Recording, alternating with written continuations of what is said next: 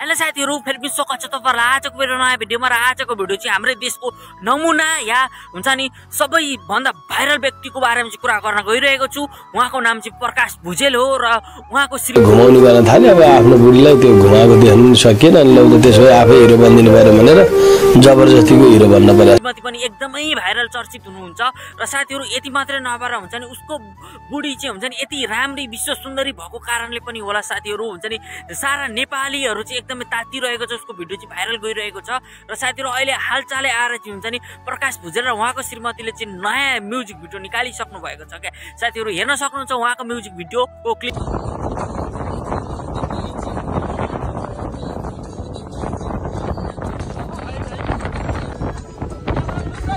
र साथीहरु यति मात्रै नभएर हुन्छ नि अहिले चाहिँ सारा नेपाली पत्रकारहरु चाहिँ त्यही कन्टेन्ट पाइसकेको छ कि हुन्छ नि प्रकाश भुजेललाई चाहिँ हुन्छ नि इन्टरभ्यु लिने क्या साथीहरु।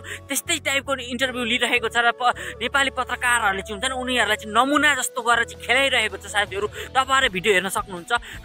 जोडी टिक्दैन भनेर धेरैले भनेछ ए हैन बाउ छोरी भन्नु हैन कतिले त्यस्तो भनेछ हैन। तपाई पत्रकार भएन मैले हात हाले। तपाई त्यस्तो नचाहेको समाज तपाईले हात लाउने हैन। तपाईलाई अहिले लात पनि लाइन्छ। फेरि लात पनि लाइन्छ। फेरि जे पाइते पनि मेरै घरभित्र आएर मलाई नै बाउ छोरी भन्ने तपाईलाई लाज लाग्यो। मैले भने हैन कमेन्टको कुरा भन्नु नि त तपाईले भन्नु। साथीहरु अहिलेको अवस्था चाहिँ कस्तो आएको छ भने जसरी पछिल्लो समयमा चाहिँ हुन्छ नि भेलु बाजेलाई चाहिँ नमुना बनाएर चाहिँ हरेक इन्टरभ्यु लिइरहेको थियो। उनीहरु संसद भएको हामीले जानकारी गरेर हिँड्दैछौँ। त्यस्तै कारण त्यस्तै तरिकाले चाहिँ हुन्छ नि एकदमै घोच्याएर बोलेर चाहिँ एकदमै प्रकाश भुजेलले पनि नमुना खिल्ली उडाउँदै चाहिँ इन्टरभ्यु लिइरहेको छ साथीहरु।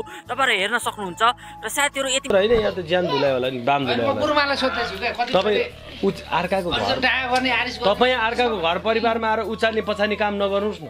तपाई यहाँ उचाल्न पछाड मेरो बुढीलाई चाहिँ तपाईले चाहिँ उचाल पछाड गरेर चाहिँ झगडा पार्दिनु खोज्यो। हामीलाई थाहा छैन तपाईहरुको मसाला यो हो नि त। उहाँहरूले भनेर झगडा मात्रै नभएर उनीहरुले पनि इन्टरभ्यु त्यस्तै टाइपको दिइरहेको छ के एकदमै हुन्छ नि बेइज्जत लाग्ने खालको दिइरहेको छ। तपाईहरुलाई उहाँको भिडियो उहाँको इन्टरभ्यु कस्तो लाग्छ तल कमेन्ट गर्नु होला र फेरि आगामी दिनमा रोचक भिडियो लिएर आउने छु। त्यतिजेलको लागि जय नेपाल।